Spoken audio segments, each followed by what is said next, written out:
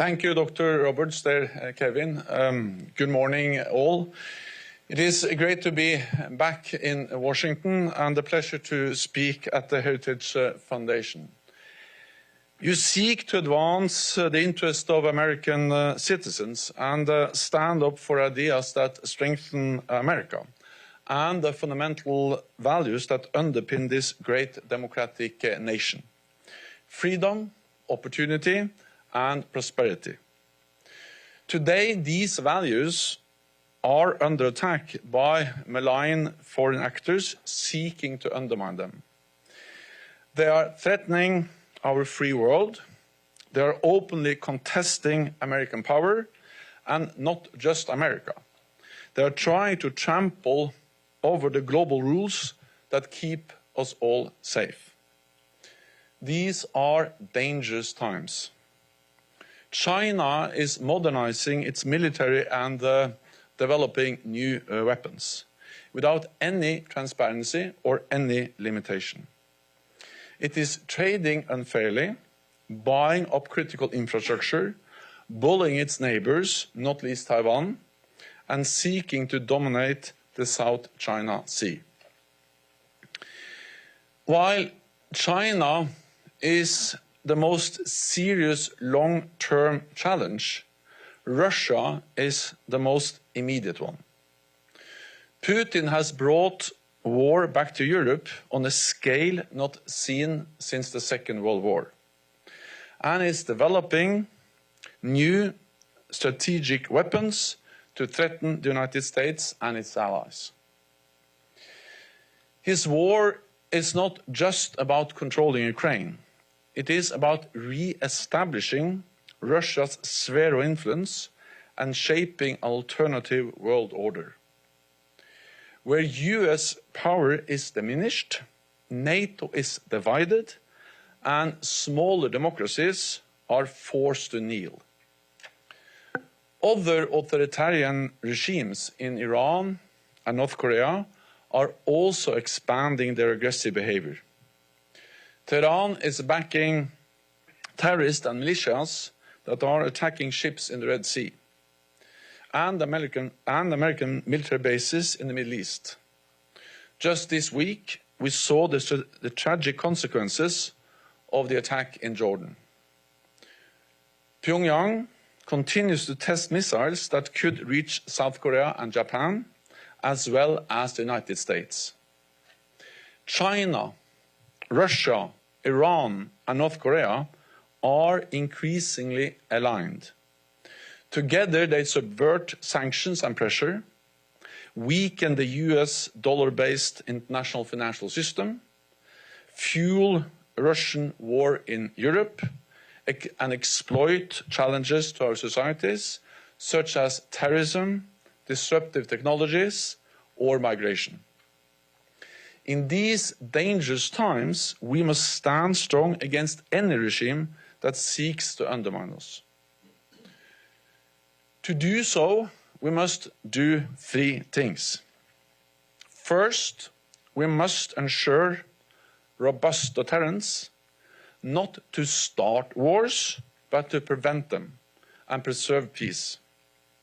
Any sign of wavering or weakness on our part will invite challenges from those who wish us harm.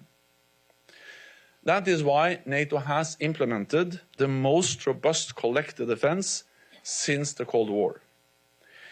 We have more forces at higher readiness and more capabilities to protect our people and our territory. We need to remain decisive and strong in our support to Ukraine. Make no mistake, that is where we are being tested right now. Ukraine must prevail, and it can, but it needs our continued help.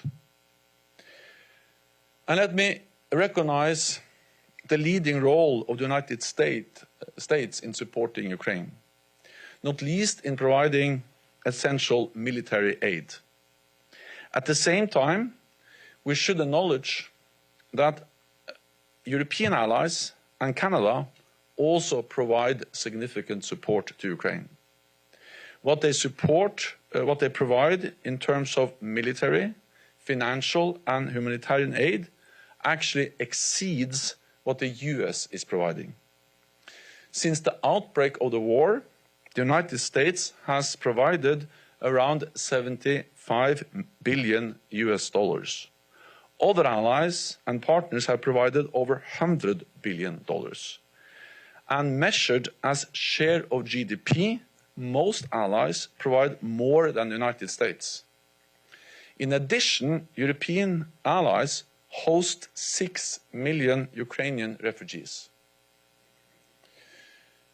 European allies were the first to provide tanks and long-range missiles to Ukraine, the first to provide fighter aircraft, and the first to train thousands of Ukrainian soldiers. Supporting Ukraine is not charity, it is an investment in our own security. The United States has spent a small fraction of its annual military budget to aid Ukraine. With that, Ukraine has managed to destroy a substantial part of Russia's combat capacity. And again, supporting Ukraine is in America's own interest. If we cannot stop Russia's cycle of aggression in Europe, others will learn the lesson that using force against America's interest works. The price for our security will go up. China is watching closely and supporting Putin. Let's remember, China and Russia are partners. Putin and Xi have signed an agreement of limitless partnership. Beijing has failed to condemn Russia's invasion of Ukraine. It continues to spread Russian lies and to prop up the Russian economy.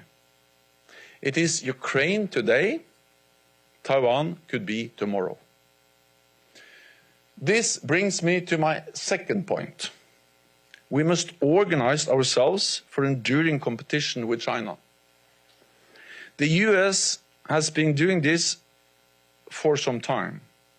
You shifted your policy on China in 2017 under President Trump. And since then, NATO has gone a long way in helping European allies fully appreciate the challenges posed by China and respond to it. It is clear that we must eliminate harmful dependencies on critical Chinese raw materials and products. Europe made a mistake to rely on Russian oil and gas. We cannot repeat that same mistake with China. Dependencies make us vulnerable. That is why we need to protect our critical infrastructure, strategic materials and supply chains. We must not lose control of our ports, railways and telecommunications like 5G. And we must not export technology that can be used against us. Managing the China challenge is not something the US can do alone, and you don't have to. Through NATO, the US has the support of 31 allies and a vast network of partners, especially in the Indo-Pacific. NATO is working more closely than ever with Australia, Japan, New Zealand and South Korea. We are making our forces more interoperable so they can work seamlessly together. And we cooperate on issues of shared interest, including China. Together we are much stronger. And now to my third and final point. We must invest in our defense. NATO will remain central to this effort. Over many years, the United States has criticized NATO allies for not spending enough on defense. Rightly so. And I commend the US leadership on this important issue. But things have changed. all allies have increased defense investments, adding an additional $450 billion. NATO allies have committed to spending at least 2% of the GDP on defense, and many are exceeding that target already. For example, this year Poland will spend more than 4%. No other ally spends more. With more money, we are boosting our defense industry. NATO creates a market for defense sales. Over the last 2 years, NATO allies have agreed to purchase $120 billion worth of weapons from US defense companies, including thousands of missiles to the UK, Finland and Lithuania, hundreds of Abrams tanks to Poland and Romania, and hundreds of F-35 aircraft across many European allied nations, a total of 600 by 2030. From Arizona to Virginia, Florida to Washington State, American jobs depend on American sales to defense markets in Europe and Canada. What you produce keeps people safe. What allies buy keeps American business strong. So NATO is a good deal for the United States. Ladies and gentlemen, the Heritage Foundation stands for the power of ideas that keep America strong. NATO is an incredibly powerful idea that advances US interests and multiplies America's power. The US alone represents a quarter of the world economy. But together with NATO allies, we represent half of the world's economic might and half of the world's military might. Together, we have world-class militaries, vast intelligence networks, more defense spending, and unique diplomatic leverage. More than an idea, NATO is a strong alliance, getting stronger and bigger. With new allies, Finland and soon Sweden, and more partnerships around the world. Through NATO, the US has more friends and allies than any other power. China and Russia has nothing like NATO. It is why they always try to undermine our unity. In times of growing competition and rivalry, NATO makes the US stronger and all of us safer. This year, we will celebrate NATO's 75th anniversary with a summit here in Washington in July. It will be an opportunity to send a powerful message of unity and resolve in this challenging century. Thank you so much.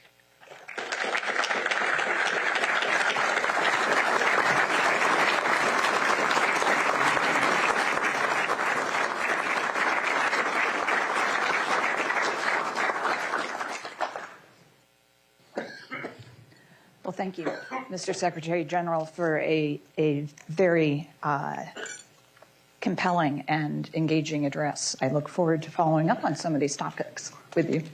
And welcome everyone to the Heritage Foundation.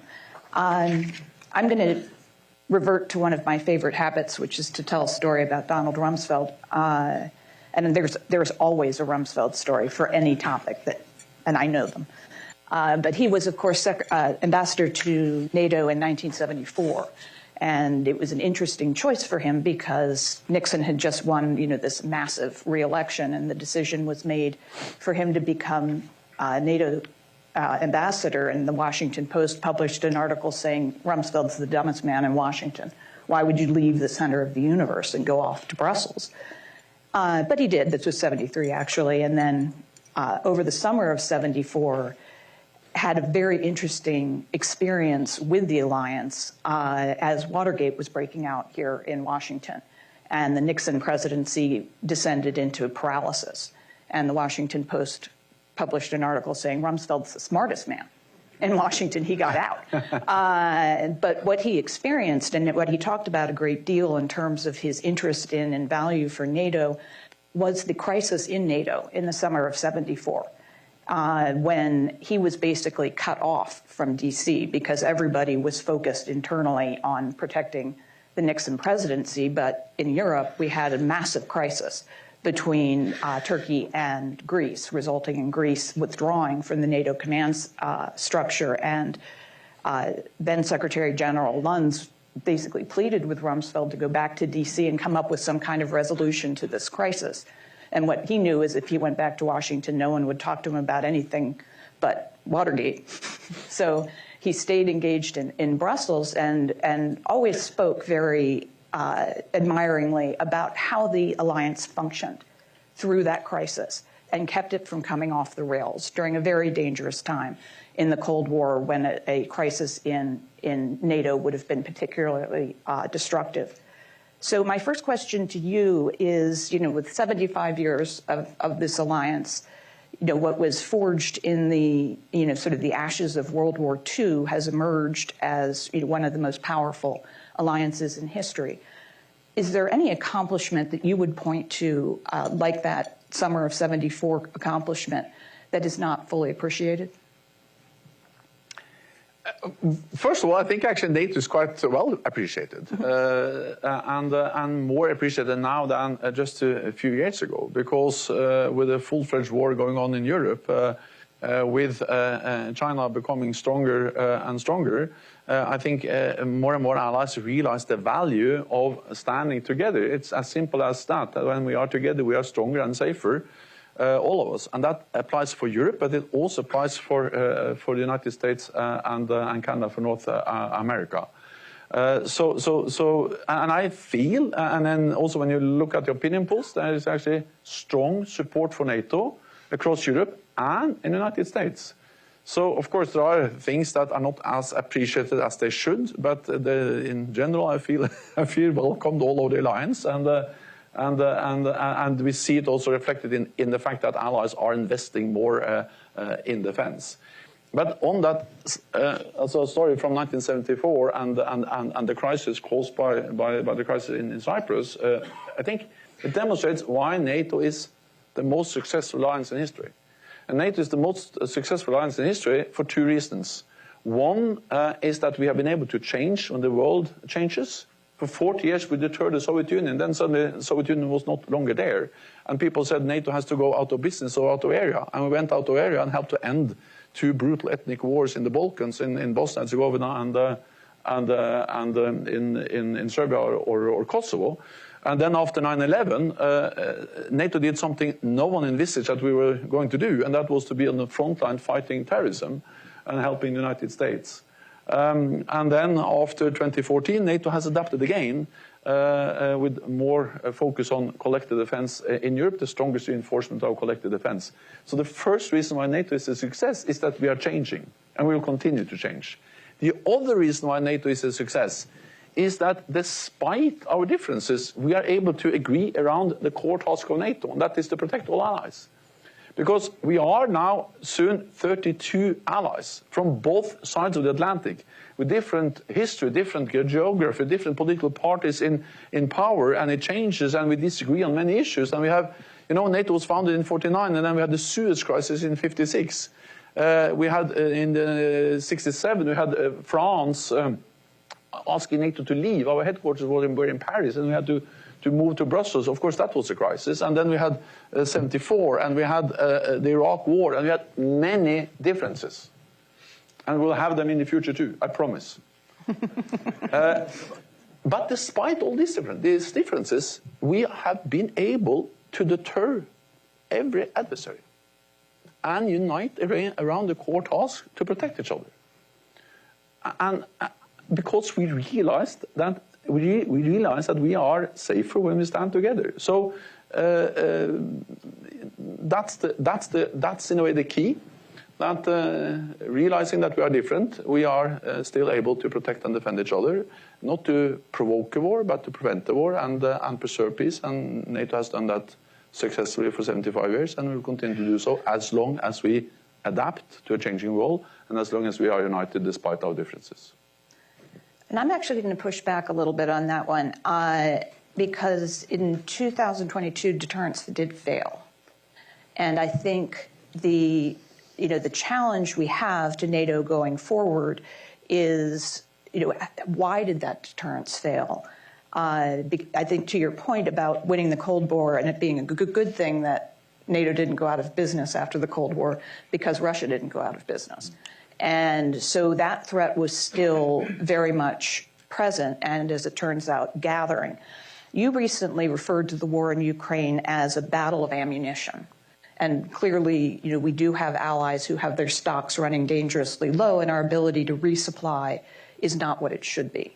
What would be your views going forward into the next 25 years of NATO as we approach the centennial about how we can build up that capacity in Europe in a way that is interoperable with the United States, so that we can present a greater deterrence for Russia for any further ambitions that Mr. Putin may have, and how quickly do you think that capacity can be built up? It's extremely important to build up that capacity of our defense industries, but let me first briefly respond to what you said about deterrence failed. I think we have to be very precise. NATO's deterrence is about Article 5, and that applies for NATO allies. That has never failed, except if you, there have been terrorist attacks, there have been cyber attacks, but there have not been any major military attack against any NATO ally. We will have cyber attacks, we may have terrorist attacks also in the future, but the core responsibility for NATO to deter military attacks, that deterrence has not failed. Ukraine is a partner, but Ukraine is not covered by Article 5. So I think we should not confuse those two things, because then we are actually undermining the credibility of Article 5.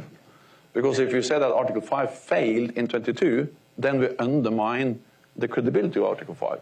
Article 5 didn't fail in 22, when Russia invaded Ukraine, because Article 5 and NATO's collective defense assurances does not apply for Ukraine. So therefore it cannot fail. That doesn't make the invasion of Ukraine less serious, but we should not confuse those two things. Second, the war in Ukraine is more and more a war of attrition. And the war of attrition becomes a war of logistics. It's about producing the weapons, the ammunition, the spare parts, the maintenance needed to sustain the war effort. And that demonstrates the need to produce ammunition, because so far we have mainly digged into our stocks to supply Ukraine. That cannot continue. That's not sustainable. So therefore, we started actually quite early into the war to work with the defense industry about how can we ramp up production. And it revealed some serious weaknesses that our defense industry on both sides of the Atlantic doesn't have the capacity needed to sustain this type of war, and even less big conflict between pair enemies. So the bad news is that we have seen some serious gaps. The good news is that allies are now addressing them. The important and production is gradually going up. NATO is playing a key role in 2-3 ways. First is that we are aggregating demand. We are ensuring that allies, especially the smaller and medium-sized allies, are buying stuff together. This is helping to reduce the unit cost, or the cost per produced unit. The economy of scale is utilized by bigger contracts. And of course, it increases the market power of those who are buying. So we just 2 weeks ago, we had some allies agreeing to buy 1,000 Patriot interceptors. So it's such a big investment that actually they are building a new factory to deliver those interceptors. In total, NATO Support and Procurement Agency, just over the last 6 months, have signed contracts worth $10 billion, partly to replenish NATO stocks, but partly also to enable allies to continue to deliver support to Ukraine. The other important role NATO is playing is that we are setting the capability targets to the NATO defense planning process, and we are setting the standards. And standards are extremely important. because we have to ensure that weapons, ammunition is interoperable. This is partly about 155 ammunition, but also, you know, that the different systems can talk to each other and communicate in a world of artificial intelligence and more advanced weapon systems. These has to be NATO standards because we cannot not have different sets of standards for the same allies. And the good thing with that is that while having common standards, we ensure interoperability, interchangeability, that we can work together on the battlefield, but also that we have an open defense market. And again, this is a huge advantage for the United States. I mentioned in my speech 120 billion in sales to European allies and Canada just over the last 2 years. And later on today, I'm going to Alabama to Pike County to Lockheed Martin there, where they are producing javelins. Jobs in the United States, support Ukraine, and paid by European allies. So NATO is a good deal for the United States. One thing I was struck by in your remarks is you raised one of my favorite topics, which is energy. And I think that how energy and how we're going to fuel the future has become a national security issue is something we might not have talked about 20 years ago, but with the extraordinary demands on energy and requirements for energy to fuel modern life and to fuel modern warfare, I think we're just sort of beginning to focus on that. In the early days of the invasion of Ukraine, a gentleman that's sometimes in the news here in Washington, Senator Manchin, referred to the Ukraine war as an energy war, which it largely is. And I know in the summit in Vilnius last summer, where they have a NATO energy center, that this issue came up. As we move into this new phase and we have these new requirements, given the United States' new role as one of the world's great energy producers, given how increased United States natural gas exports have been able to support Europe during the war, how do you see energy factoring into NATO strategy going forward? So energy and security is closely linked. The war in Ukraine demonstrated how vulnerable we are if we are too dependent on a commodity from an authoritarian power. And this has been clearly communicated from the United States.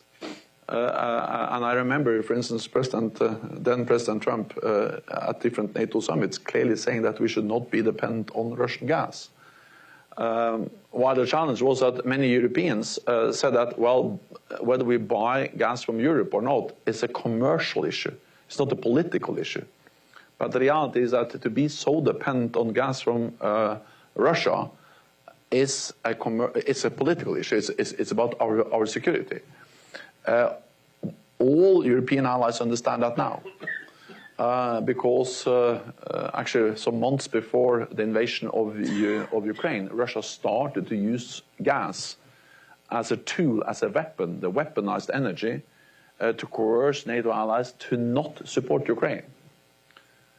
Then luckily European allies decided to support Ukraine, but they paid a high price because the gas supplies from Russia was cut off. The good news is that since then, European allies have been able to divert their supplies from, not least from the United States, LNG, but also from the Middle East, liquefied natural gas, but also from Norway and some other countries that are now supplying more natural gas and energy to Europe. So, in short, energy is about security.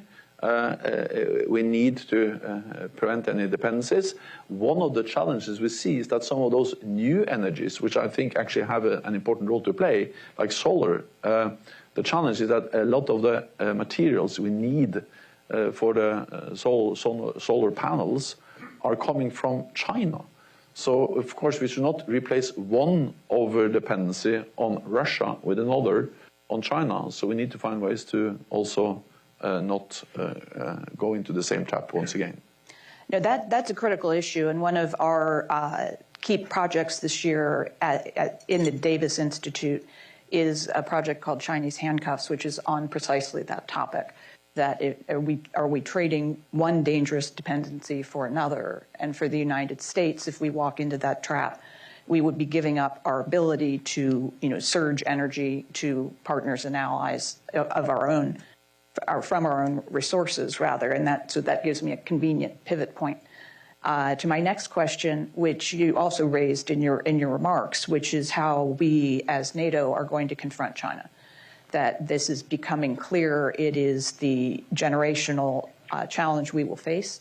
They are resolutely hostile, resolutely opposed to the kind of rules that we have laid out for everything from trade to arms control, and shackling ourselves by rules that they won't follow. Is not going to be a successful strategy. So even as we have to continue to confront Russia, and as you pointed out, in many ways the Russian and Chinese problem sets are morphing into one, how can NATO become more flexible into the Pacific? And do you see an opportunity to either create a sister alliance amongst the Pacific nations you mentioned, or how could we increase cooperation with them? This is extremely important because China is obviously the most challenge we face. It's the biggest long-term challenge NATO allies faces, and therefore we need to address it. For decades, NATO didn't address China at all. In the strategic concept, we agreed. Which is our basic paper in a way, which we agreed in Lisbon in 2010. China is not mentioned with a single word. Then in 2019 we started, and over the last years NATO has really put China on the agenda because allies now fully recognize that China is about our security. Again, the US has been showing leadership on this issue within the alliance. NATO will remain a regional alliance of North America and Europe. NATO will not become a global alliance. But the North Atlantic region, North America and Europe, we face global threats and challenges, and we have to address them. That's nothing new. Cyber is global, space is global, and terrorism is global. But of course, we also, as North America and Europe, we face the challenge that Russia represents. This is about their heavy investments in modernizing their armed forces. It's about trying to control our infrastructure. This is, in a way, China coming closer to us. We see them in Africa, we see in the Arctic, we see them trying to control our critical infrastructure. We had a very important discussion in Europe about 5G. In the beginning, again, many allies said this is a commercial issue. We said, no, 5G is, yes, it's partly commercial, but it's also about our security. And actually, allies realized and saw the danger of being too dependent on Chinese supplies of 5G networks. Then, just to highlight what you also said, the idea to distinguish the challenge from Russia and the challenge from China is one way empty, or there's no meaning in that, because China and Russia are more and more aligned. What happens in Ukraine matters for Asia, and what happens in Asia will matters for Europe. And when we see how Russia and China are coming closer and closer, actually how Russia is more and more dependent on China and is mortgaging its future to China, then the idea that we can just address Russia without at the same time addressing China or vice versa is meaningless. So we don't have the luxury of saying, no, we will only talk about China or only talk about Russia. This is one part of the same challenge. They are partners without any limits. And therefore, we think it is many things we need to invest now in the defense and defense. We need to invest in technology. We need to work on resilience of critical infrastructure. All of this is relevant to address the challenge from China, and NATO allies are doing that. But we also need to work more closely with those Asia-Pacific partners. I think there's a great potential for actually doing more, but this is an ongoing discussion within allies. Again, we will not become a global alliance, but we need to work with the global partners like the Asia-Pacific.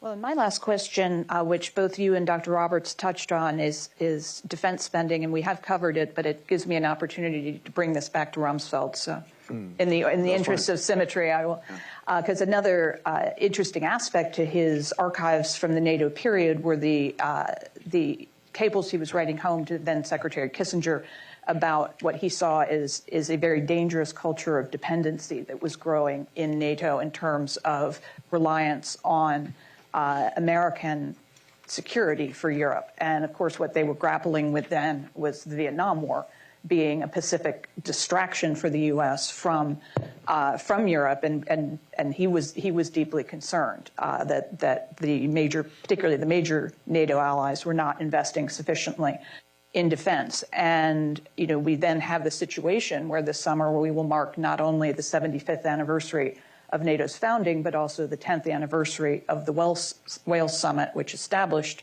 2%, the 2% benchmark, which everybody pledged but was not bound to reach. What tools do we have to accelerate progress toward that 2% mark? Because you might have read about it in the paper, we're going to have an election in November.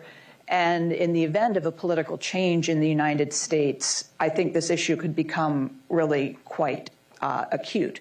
And so what will your message be going into the Washington summit this summer as Secretary General to encourage additional progress? First of all, it is extremely important that European allies and Canada are investing more in defense. The very clear message from the United States, and also a very clear message from President Trump back in when he was president from 2017 to 21, has had an impact. So things are now changing. Because you have to remember that when we made the pledge a few years ago at Wales, at the summit in Wales, to spend 2% of GDP on defense, only 3 allies, the United States, United Kingdom and Greece, spent 2% or more. This year, we don't have the final figures, but this year we expect at least half of the allies to meet the 2% target. That's not good enough, but it's enormously much better than when we made the pledge. And those are allies who are not yet at 2%. They are coming very close, most of them, and all have a plan in place to reach 2%. So that's a total different world than where we were just a few years ago. Second, I think that this is partly about spending more, but it's also about realizing that we need to spend together, because that's a great advantage we have compared to any other major power, is that we can get so much out of our investments when we do it together as we do as an alliance. So I'm actually quite optimistic when it comes to NATO allies delivering, and that's my main message to the United States, that European allies have understood the seriousness, and European allies are investing more. Well, I think we can open it up to some audience questions now. How does this work, Catherine? I'll go down. You want to raise your hand?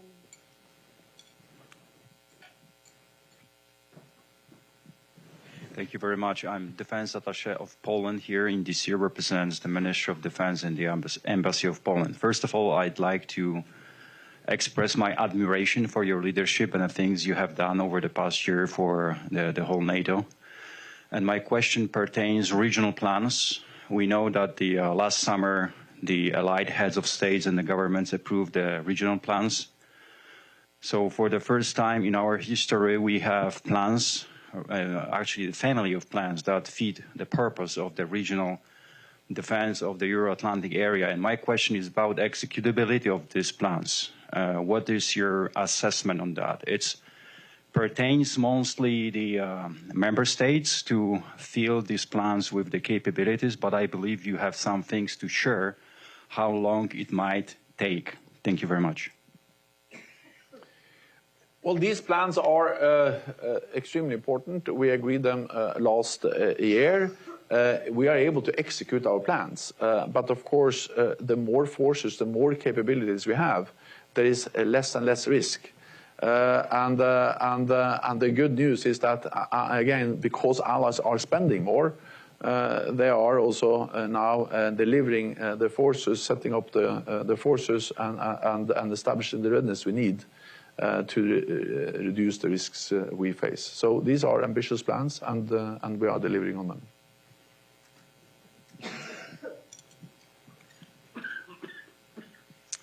Sergio de la Peña, my question is, what is NATO's strategy to defeat Russia, if that is your strategy? And please define defeat, other than as long as it takes. But I have to understand, you mean, when it comes to NATO territory, our strategy is to deter Russia from attacking us. And that has been a successful strategy for 75 years. But maybe you asked me about Ukraine. Yeah, okay. That's, again, that's important, but it's a different issue. And we must not mix those two. When it comes to Ukraine, the strategy is to ensure that Ukraine prevails as a sovereign independent nation, and that Putin realizes that the cost of trying to control Ukraine is too high. This is partly about liberating territory, and we have to recognize or acknowledge that Ukrainians have liberated roughly half of the territory that Russia occupied at the beginning of the war. Of course, we would have liked to see more territory liberated. We would have liked to see the offensive that was launched last year to yield more gains. But we need to remember where this whole thing started. At the beginning of the war, most experts believed that Ukraine will be controlled by Russia within weeks and Kiev within days. That didn't happen. And the Ukrainians have been able to liberate roughly half of the territory. In addition to that, the Ukrainians have also been able to open a corridor in the Black Sea to push back the Russian Black Sea fleet, which is actually a huge achievement. And they're now able to try to export grain and other commodities out of the Black Sea. And thirdly, and perhaps most importantly, they are constantly inflicting heavy losses on the Russian armed forces. Russia has lost more than 300,000 casualties, thousands of armored vehicles, half of their battle tanks, or perhaps even more, and hundreds of aircraft. So Russia is paying a high price because of the Ukrainians' determination and courage, and because of our military support. Wars are by nature unpredictable, and no one can tell you exactly how this war ends.